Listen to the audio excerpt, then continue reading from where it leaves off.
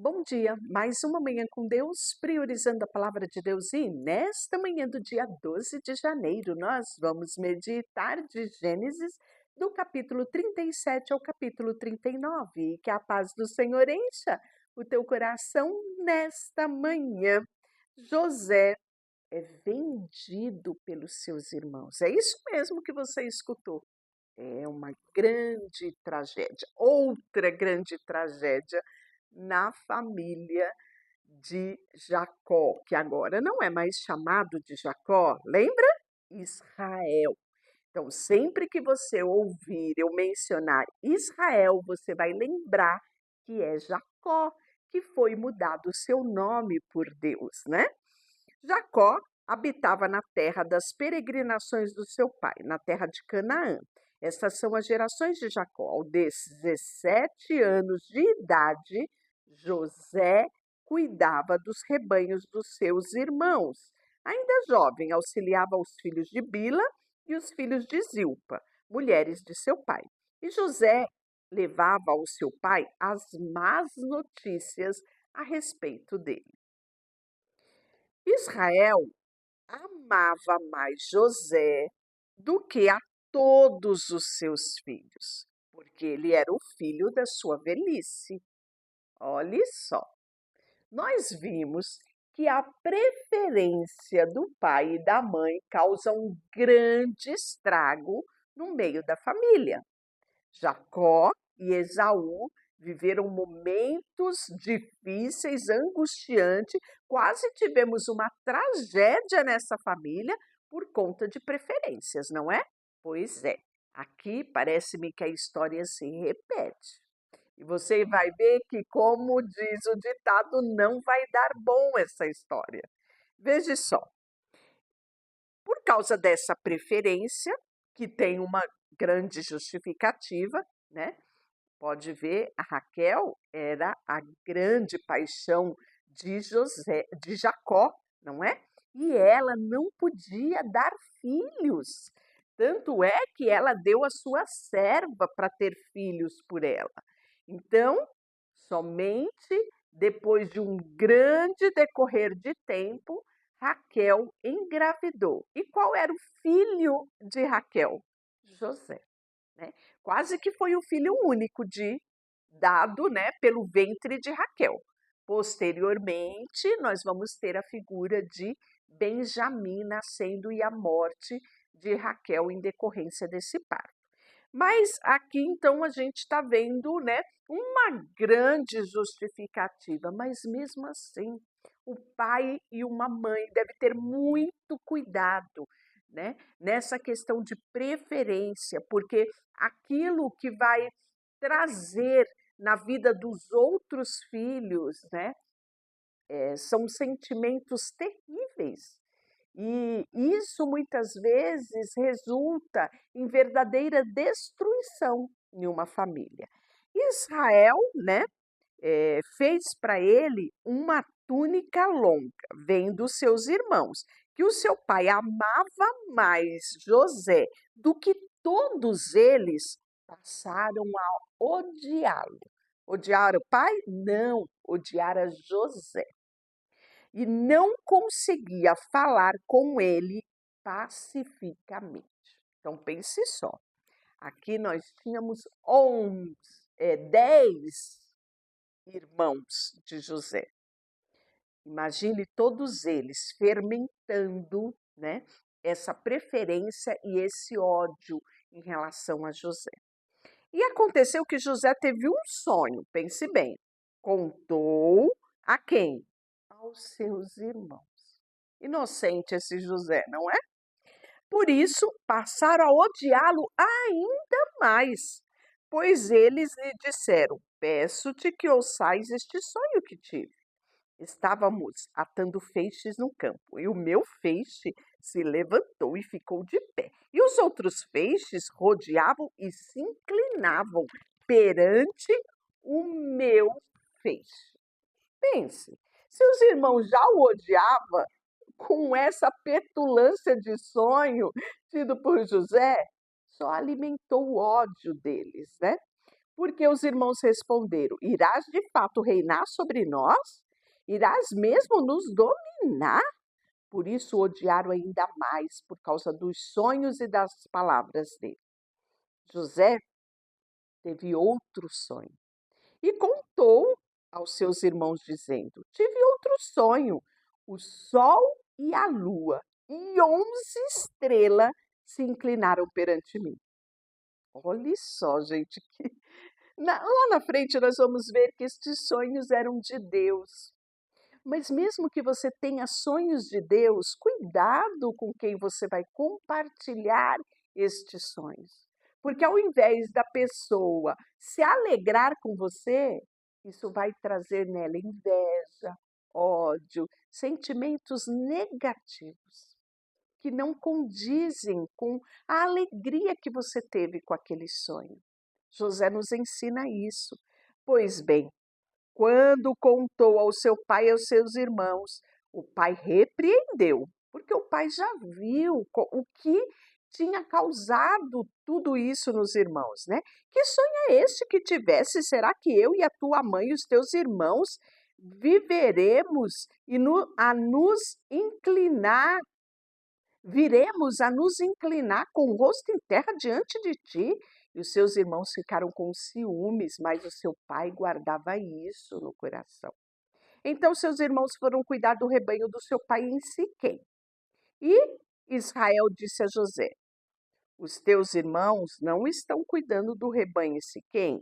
Vai, vou enviar-te a eles. José respondeu: Estou aqui. E disse-lhe Israel: Vai ver os teus irmãos e o rebanho, se esses estão bem, e traze-me resposta. Assim enviou ao vale de Hebrom. E José foi para Siquém. E aconteceu que um homem encontrou José que andava perdido pelo campo e perguntou-lhe: O que procuras? E ele respondeu: Estou procurando meus irmãos. Peço que me diga onde eles estão cuidando do rebanho. O homem disse: Saíram daqui e eu os ouvi dizer: Vamos para Dotã. Então José foi atrás dos seus irmãos e os achou em Dotã. Eles o viram de longe e, antes que chegasse onde estavam, planejaram uma conspiração contra ele para o matar. É isso mesmo que você ouviu. Pois bem, dizendo uns aos outros: Lá vem o sonhador, vamos matá-lo agora e lançá-lo numa cisternas. Diremos que uma fera o devorou. Então veremos o que será dos seus sonhos. Mas ouvindo isso, Rubem livrou da mão deles, dizendo: Não vamos tirar-lhe a vida. E acrescentou: Não derramarei sangue. Vamos lançá-lo numa cisterna aqui no deserto e não encosteis a mão nele. Rubem, se você lembra, é o primogênito de Jacó. E disse isso para livrá-lo das mãos deles, a fim de restituí-lo ao seu pai, né? Então, Rubem disse para eles: Não, apenas lance ele numa cisterna, não vamos ter sangue dele nas nossas mãos, porque a intenção de Rubem era depois ir lá resgatá-lo e entregá-lo ao seu pai. Logo que José chegou, seus irmãos, eles o despiram da sua túnica longa que estava usando, e agarrando, o lançaram na cisterna. A cisterna estava vazia, não havia água nela. Depois disso, sentaram para comer. E, levantando os olhos, viram uma caravana de ismaelita. Olhe só, ismaelita, né? Então, são descendentes de Ismael, que vinha de Gileade. Nos seus camelos traziam essências aromáticas, bálsamo, mirra, e levavam para o Egito. E Judá falou aos seus irmãos: De que me serve matar o nosso irmão e esconder o sangue? Vamos vendê-lo a esses ismaelitas. Não encontraremos a mão dele, não encostaremos a mão nele, pois ele é o nosso irmão, nossa carne. E os seus irmãos o escutaram. Quando os negociantes midianitas passaram, eles tiraram José, fazendo subir da cisterna, e o venderam por 20 ciclos de prata aos ismaelitas, que o levaram para o Egito.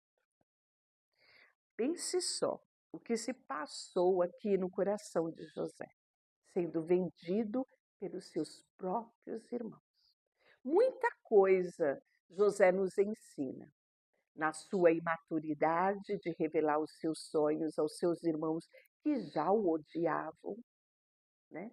De contar os podres dos irmãos para o pai, isso piorava a situação, mas muito nós vamos aprender com o coração de José, que nunca perdeu a esperança, nunca traiu seu Deus. E o melhor, tinha um coração perdoador. Três coisas básicas que nós vamos aprender com José. Veja só, quando Rubem voltou à cisterna e José não estava ali. Ele então rasgou as suas roupas e, voltando para os seus irmãos, disse: O menino não está lá. E eu, para onde irei? Então tomaram a túnica de José, mataram um cabrito, tingiram-na com sangue e mandaram a túnica longa, fazendo-a chegar ao seu pai esta mensagem: Achamos esta túnica, vê se é ou não a túnica do teu filho. Ele a reconheceu e exclamou: A túnica do meu filho! Uma fera o devorou, com certeza José foi despedaçado. Então Jacó rasgou suas roupas, vestiu-se de roupa de saco e lamentou o seu filho por muitos dias. E todos os seus filhos, as suas filhas, levantaram-se para consolá-lo. Ele, porém, recusou ser consolado e disse: Na verdade, com lágrimas descerei ao meu filho até o túmulo. E o seu pai chorou assim por ele. E os midianitas venderam José no Egito a Potifar, oficial de Faraó, capitão da guarda. Nesse tempo, Judá deixou seus irmãos e foi para a casa de um adulamita chamado Ira. Ali, Judá viu a filha de um cananeu, olha só, cananeu, chamado Suá. Tomou-a por mulher e uniu-se a ela. Ela engravidou e teve um filho. E o pai deu-lhe o nome de Er. Então, aqui nós estamos vendo quem? Judá. Quem foi que teve a ideia de vender o irmão? Judá. Ele disse e os irmãos concordaram com ele. Então, aqui você já começa a ver o resultado da vida de Judá, né? Ela tomou, então ele se casou, né? E ela tornou a engravidar, ela engravidou e teve um filho. Seu pai deu-lhe o nome de Er. Ela tornou a engravidar e teve um filho, a quem deu o nome de Onã. Teve ainda mais um filho e deu-lhe o nome de Selá. Judá estava em Quesine quando ela teve o filho. Depois Judá tomou para Er, o seu primogênito, uma mulher chamada Tamar. Primogênito de Judá, era mau aos olhos do Senhor. Então, nós estamos vendo que Judá já não era bom. Judá já não estava perto de Deus. Judá já era controlado pelos seus pensamentos maldosos, as suas práticas maldosas, não é? E logo mais o seu filho primogênito fazia o que era mal aos olhos do Senhor. Nós muito temos falado aqui no devocional que a nossa atitude gera bênção sobre a nossa geração. O contrário também é verdadeiro. Que aquilo que você vive hoje, você não vive só para você, mas você perpetua bênção ou maldição sobre a sua geração. E muitas vezes o ser humano ele é egoísta nas suas escolhas, querendo viver o momento de acordo com o seu bel prazer, não imaginando ele que muitas vezes lá na frente chorará o resultado do seu prazer presente. Pois bem, Judá o primogênito de Judá era mau aos olhos do Senhor, pelo que o Senhor o matou. Então Judá disse a Onã, que era o irmão dele: toma a mulher do teu irmão, cumpre o teu dever de cunhado e dá descendência ao teu irmão. Por quê? Era costume daquela época, quando um primogênito de repente morria, o seu irmão casava com a viúva para suscitar a descendência. Isso, suscitar a descendência era algo muito importante naquela época. Era a continuidade do nome, era a continuidade da história, do legado. Você viu o que aconteceu com as filhas lá de Ló, que se deitaram com o próprio pai para suscitar descendência?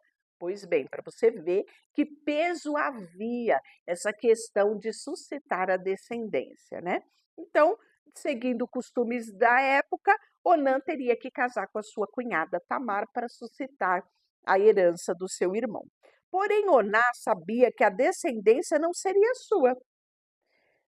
Assim, toda vez que se unia à mulher do seu irmão, derramava o sêmen no chão para não dar descendência ao seu irmão.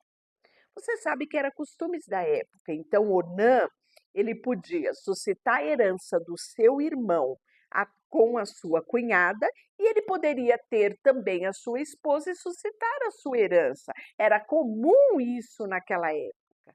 Mas você percebe, né, a maldade no coração.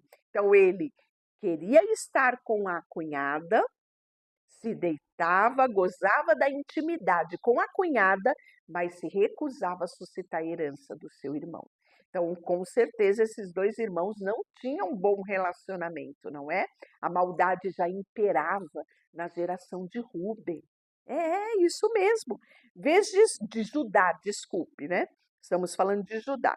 E o que ele fazia era mal aos olhos do Senhor, pelo que também o matou. 2 filhos mortos por causa de maldade. Pois bem, então Judá disse à sua nora Tamar: conserva-te viúva na casa do teu pai, até que meu filho Selá se torne homem adulto, pois dizia, para que este não morra também, como seus irmãos. Assim Tamar foi morar na casa do pai. Aqui, Judá podia ter liberado a sua nora Tamar, de voltar para a casa do seu pai e encerrar ali aquela história. Mas ele não liberou a sua nora e a sua nora fica à espera do próximo filho dele para suscitar herança. Então você percebe aqui que Judá não tinha filhos, né? Que gerou para ele descendente, porque os 2 filhos dele, o primogênito e o depois do primogênito, morreram, decorrência da sua maldade diante de Deus. Pois bem, com o passar do tempo, a filha de Suá, mulher de Judá, morreu. Depois de consolado, subiu de a Tinamate ao encontro de tosqueadores das suas ovelhas. Ele e o seu amigo Ira, o Adulamita, e avisaram a Tamar, dizendo: o teu sogro está subindo a Timate para tosquear a ovelha. Então ela se despiu dos vestidos da sua viuvez, cobriu-se com véu e foi disfarçada e assentou-se à porta de Enaim, que está no caminho de Tinaste, porque via que Selá já era homem adulto e ela não lhe havia sido dado por mulher. Ao vê-la, Judá julgou que fosse uma prostituta, porque era assim que as prostitutas faziam, né? Porque ela estava com o rosto coberto, então ele não sabia quem era ela. Sem saber que era sua nora, dirigiu-se a ela e disse: vem, quero deitar-te contigo. Mas ela perguntou: que me darás por te deitar comigo? E ele respondeu: eu te mandarei um cabrito do rebanho. Mas ela ainda perguntou: tu me darás alguma garantia até que me mandes? Então ele disse: que garantia te darei? E ela disse: o teu selo, com a corda e o cajado que está na tua mão. E ele as entregou. Então deitou-se com ela e ela engravidou. Então a nora engravida do sogro. Então levantou-se e se foi, tirou de si o véu, vestiu-se roupa da sua viuvez novamente. Depois, Judá mandou um cabrito por meio do seu amigo Adulamita, para receber a garantia da mão da mulher, mas ele não a encontrou. Então os homens, perguntou aos homens daquele lugar, onde está a prostituta cultual que estava junto ao caminho de Enaim? E disseram, aqui não esteve nenhuma prostituta cultual. E ele voltou a Judá e disse, não a encontrei. E também os homens daquele lugar disseram, aqui não esteve nenhuma prostituta cultual. Então Judá disse que ela fique com a garantia, para que não sejamos envergonhados, eu mandei o cabrito, mas tu não a encontraste. Passado 3 meses, dissera Judá, tua nora Tamar prostituiu-se, está grávida da sua prostituição. Então Judá disse, levai à porta e que ela seja queimada. Olha só. Pois bem, então quando estavam levando ela para fora, ela mandou dizer ao seu sogro, eu engravidei do homem a quem pertencem essas coisas. E disse mais, peço-te que reconheças de quem são os selos com o cordão e o cajado. Judá o reconheceu e disse, esta é mais justa do que eu, porque não lhe entreguei meu filho Selá e nunca mais a conheceu intimamente. Sucedeu que no tempo de dar à luz havia gêmeos em seu ventre. Quando deu à luz, pôs a mão para fora e a parteira tomou um fio de escarlate e amarrou em sua mão, dizendo, este saiu primeiro, mas ele recolheu a mão. E então seu irmão saiu pelo que ela disse. Como rompeste a saída? Por isso foi chamado de Pérez. Depois saiu seu irmão, trazendo na mão o fio vermelho, e foi chamado de Zerá. Capítulo 39, nós voltamos agora novamente à história de José. Então, interessante, né? Que o escritor aqui do livro de Gênesis, né? Deu uma pausa, e a gente sabe que foi Moisés, já falamos sobre isso, né? Ele dá uma pausa na história de José para falar de tudo isso a respeito de Judá e a sua descendência. Desconfia que não foi por um acaso isso, foi para nos alertar que devemos tomar cuidado com as nossas atitudes, não é? Isso não é uma ameaça, isso é um alerta, isso é um cuidado de Deus para comigo e para com você, de nos revelar nas Escrituras as verdades da vida. Porque o diabo quer que você não saiba disso e você viva a sua vida como se não houvesse amanhã, regido pelos prazeres da vida. Porque ele não tem intenção de que você saiba da verdade, porque lá na frente você viverá o fruto de viver longe de Deus. Pois bem, e aí capítulo 39, nós voltamos à história de José. José foi levado ao Egito e Potifar, oficial do faraó, capitão da guarda egípcia, comprou do ismaelita que o havia levado para lá. Mas o Senhor estava com José e ele se tornou próspero e passou a morar na casa do seu Senhor.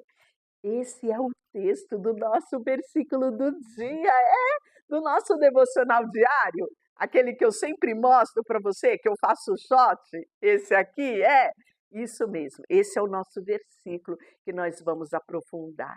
E é tão extraordinário, te convido a não deixar de ver os shots que são lançados junto com este devocional, onde a gente fala um pouquinho mais do versículo do dia. Então, este é o versículo do dia. E aí, o seu senhor viu que Deus estava com ele e fazia prosperar em sua mão tudo quanto ele empreendia. Por isso, José achou favor aos olhos dele e tornou-se o seu assessor, de modo que ele o fez mordomo da sua casa e entregou em suas mãos tudo o que possuía. Pense só, um escravo, um preso, e olha quem ele se torna. Pois bem, desde que colocou como mordomo da sua casa e de todos os seus bens, o Senhor abençoou José, em consequência disso, a casa de Potifar. Isso mesmo. E aí, a casa do egípcio, por amor de José, e a bênção do Senhor estava sobre todos os seus bens, tanto na casa como no campo. Potifar deixou tudo nas mãos de José, de modo que não se preocupava com o que estava sobre os cuidados dele, mas somente com a sua comida. José era belo de porte e de rosto. E aconteceu depois dessas coisas que a mulher do seu senhor, a mulher de Potifar, pôs os olhos em José e lhe disse: Deita comigo. Hum. Mas ele se recusou e disse à mulher do seu senhor: O meu senhor não se preocupa com o que está sob os meus cuidados na sua casa. Entregou a mim tudo o que ele tem. Ninguém é superior a mim nessa casa.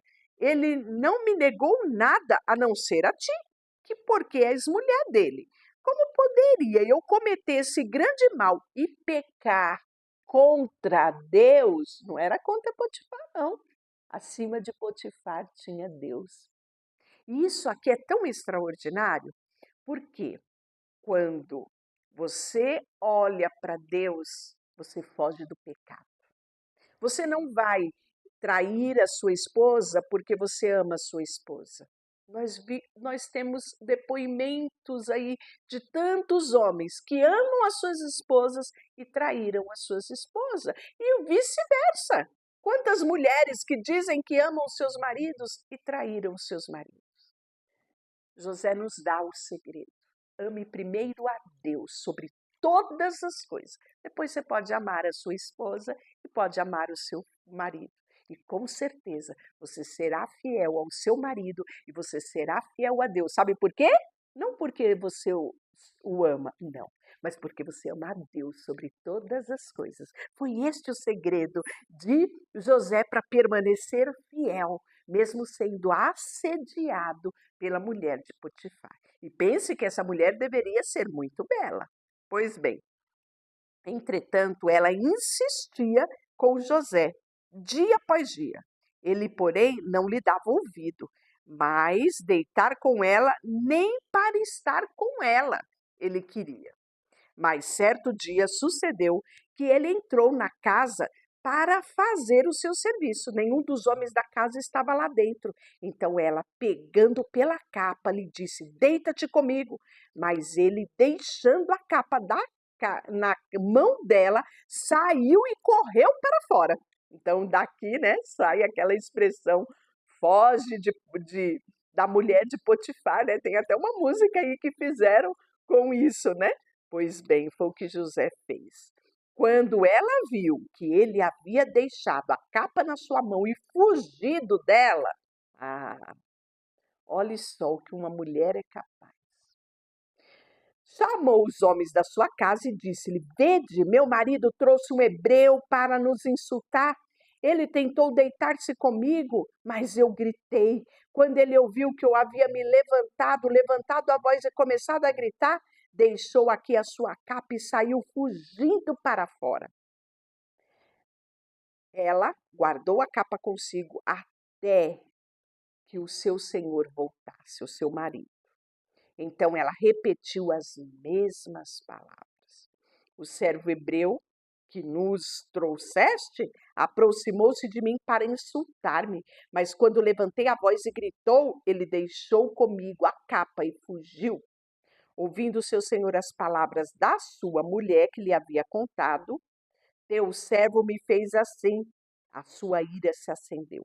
Então o senhor de José o tomou e o lançou no cárcere, no lugar dos presos do rei, nos lugares aonde os presos do rei ficava encarcerado. E ali ele ficou. O Senhor, porém, estava com José, estendendo sobre ele a sua bondade e dando o favor aos olhos do carcereiro, o qual entregou nas mãos de José todos os presos que estavam no cárcere. E José era quem comandava tudo o que havia ali. E o carcereiro não se preocupava com coisa alguma que estava nas mãos de José, pois José estava com ele, fazendo prosperar em tudo quanto ele empreendia, pois o Senhor estava com ele, fazendo prosperar tudo quanto ele empreendia. Olha só, abençoado na casa de Potifar, abençoado até mesmo na prisão. A bênção de Deus não está ligada às circunstâncias. Descubra esse segredo. Não importa as circunstâncias que você viva, se importe em ter a bênção de Deus. E isso será suficiente sobre a sua vida. Deixa eu orar por você? Senhor, nesta manhã, colocamos diante de Ti o nosso coração, a nossa vida. E não abrimos mão de ter a Tua bênção durante a nossa trajetória aqui nessa terra. Tu és o bem mais precioso que podemos ter aqui nessa terra. Por isso, colocamos diante de Ti tudo o que temos e tudo o que somos. Em nome de Jesus, amém. Deus te abençoe.